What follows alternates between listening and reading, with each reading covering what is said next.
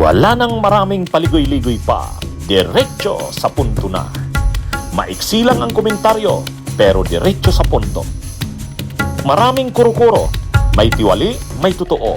Dito, sa puntong diretso tayo. Punto, diretso. Mga kabunyog, mga kababayan, usapan natin tungkol kay Trillanes. Aagahan daw ang pag-file ng ethics complaint laban kay Bato de la Rosa. Ayan yan ang sabi ni dating Senador Sonny Trillanes. Sa interview sa kanya ng media, sinabi ni dating Senador Sonny Trillanes, sa halip na parang dati mga August matapos ang SONA, sa kanya siya magpa-file ng ethics complaint kay Bato de la Rosa. Pero ngayon nakikita niya Mayo nitong Mayo, mga kabunyog, mga kababayan, posibleng i-file niya na ang ethics complaint laban kay Bato de la Rosa.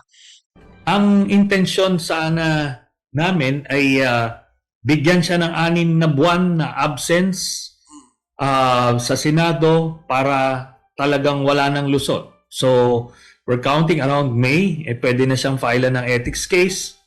Ang precedence kasi nito ay yung nangyari kay Senator Lacson. Yes.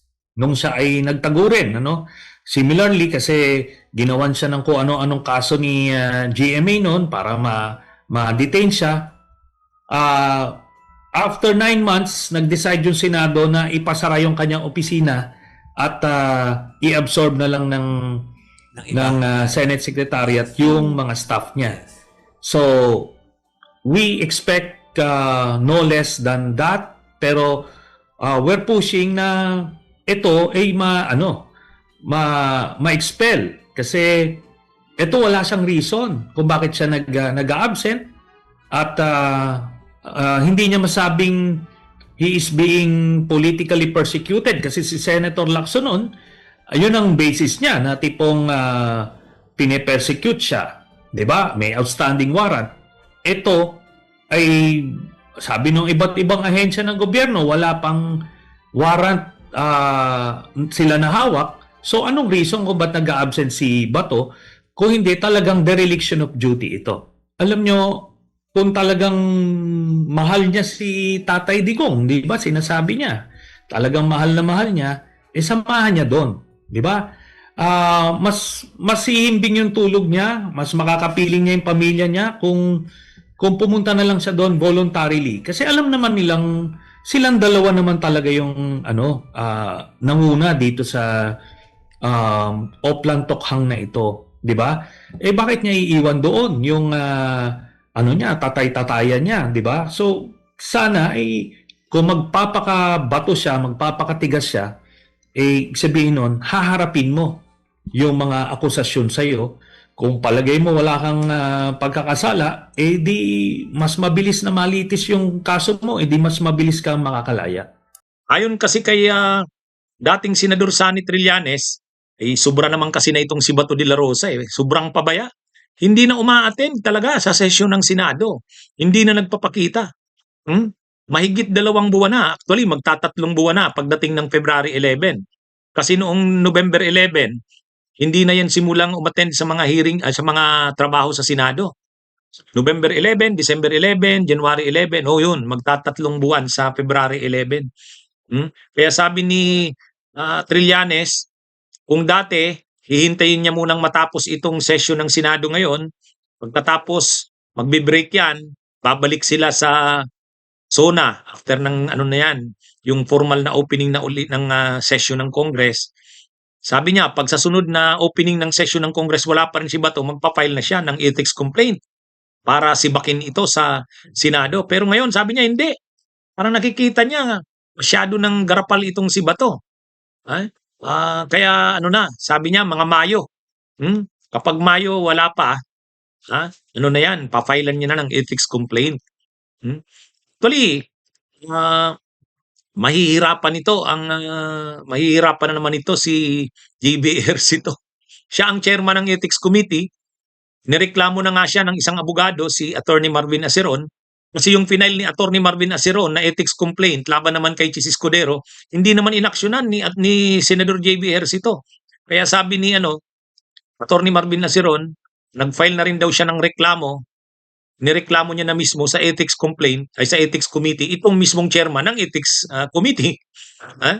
Kasi binaliwala niya, parang hindi pinapansin yung kanyang final na ethics complaint labang kay Chis Escudero.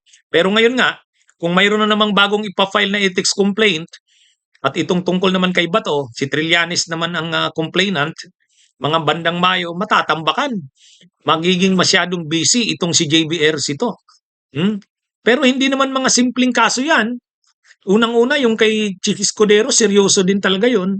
Tumanggap siya ng 30 million na campaign donations sa isang tao o entity na may kontrata sa gobyerno, yun si Lubiano.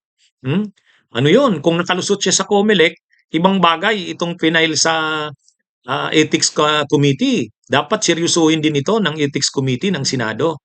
Yun nga, kaya nga medyo mainit na ang ulo ni Attorney Marvin Naceron, parang binabaliwala ni JB Ejercito. Kaya si JB Ejercito naman ngayon ang nireklamo niya. Ha? Pero yun nga, pag final ni Bato yung ethics committee sa ethics committee, yung complaint naman laban kay Bato de la Rosa, ayan, isa na namang masakit sa ulo yan ni JB Ejercito. Kasi ang issue, anong gagawin mo kay Bato de la Rosa? Hahayaan mo lang ba yan na ganyan? Hindi pumapasok, hindi nagtatrabaho sa Senado. Trabaho niya yan na umattend sa mga sessions. May committee siyang mga hawak, hindi naman nagpa-function yan kasi wala siya. Ngayon, anong gagawin? Sisweldohan lang ba siya? 300,000 ang isang buwan? Bibigyan lang ba siya ng budget sa operations ng opisina niya? Ang sweldo sa mga staff niya? 5 million umano yan kada buwan? Yun yung mga dyan. O dapat na ba siyang sibakin sa Senado? Yan seryosong issue yan. Ang sabi ng abogado ni Bato, ni Attorney Torion, unawaan naman daw ng taong bayan, bakit nag-a-absent si Bato? Sus, hindi totoo yan. Ha? Pinagluloko niyo yung sarili niyo na nauunawaan ng tao, galit ang tao. Siyempre, galit ang tao dahil bakit magsisweldo na hindi naman nagtatrabaho? Bakit mo bibigyan ng 5 million na umano na operating expenses ang opisina niya? Wala naman yung senador, hindi naman nagtatrabaho. Hindi pa pwede yan. Kailangan na yung disiplinahin ng ethics committee. Kaya tama yung sinasabi ni dating Senador Sonny Trillanes. Kapag by May, wala pa rin yang si Bato, hindi pa rin umaattend sa session sa Senado, irereklamo niya na sa ethics committee. Magpapail na siya ng ethics complaint. At hindi pwedeng baliwalain yan ni JB Ejercito. Ang nagiging rason kasi ni JB Ejercito, wala pa naman daw siyang miyembro. Siya pa lang daw chairman. Eh di, paalam mo na sa Senate President na kailangan ng mag-designate o maglagay ng mga miyembro mo kasi napakarami ng mga usapin na naka-file sa committee mo. Ha? Simple lang naman yun. Ipaabot mo sa chairman sa Senate President na kailangan mo na ng mga miyembro, kailangan ng mag-designate ng miyembro sa committee mo. O kasi ang dami na ng mga complaint na pinafile, pati nga ikaw, nireklamo na. O, kaya ito, mga kabunyog, pag final ito ni Senador Trillanes sa May, ethics complaint kay Bato, ay hindi papayag yan si Trillanes na baliwalain yan ni JB Ejercito. Parang hirap din si JB Ejercito paano didisiplinahin ang mga kapwa niya senador eh. Hindi siya dapat maging malambot. Hindi siya dapat maging malambot. Yung mga ginawa yung ginawa ni Barsaga, mas malala itong ginagawa ni Bato. Kung sa Kamara na disiplina na si Barsaga, sa Senado dapat madisiplina rin si Bato. Hindi pwedeng palampasin lang yan ng ganyan-ganyan na lang. 'Di ba, mga kabunyog, mga kababayan? Ano yan eh. Dapat dapat na mabuo na yung ethics committee. Yung kasi yung naging dahilan ni JBRs to. Hindi pa daw siya makapag-hold ng mga committee hearings ng ethics committee kasi wala pa naman daw siyang miyembro. Ay wala pa pala, ang tagal-tagal na yan, ilang buwan na yan. O di dapat nagpaabot ka na sa Senate President. Yung Senate President, magkano na yan, gagawan niya na yung paraan, malagyan ka na ng committee members para matrabaho mo na. Yung reklamo kay Cheese, yung reklamo kay Bato sa darating na Mayo, o paghandaan mo na yan.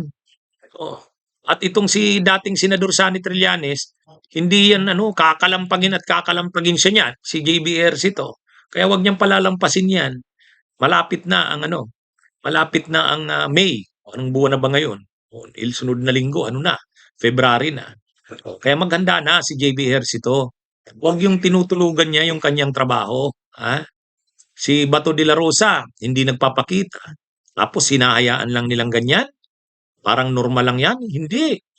O, parang okay lang yan ganyan. Parang wala silang magawa eh. Hindi pwede yan. Ang taong bayan ay tinitingnan sila, binabantayan sila. Hindi sang-ayon dyan ang taong bayan na sinisweldohan mo yan na hindi naman nagtatrabaho. Ha? Ibinuto yan ng taong bayan para magtrabaho. Sa ganyan lang na issue na ano, nang wala pa naman ng warrant of arrest, magtatago na. Anong klase naman itong si Bato de la Rosa? Ha? Ito pa mga kabunyog mga kababayan. Ha? Okay, mga kabunyog mga kababayan, magandang araw sa inyong lahat. Mabuhay po tayo.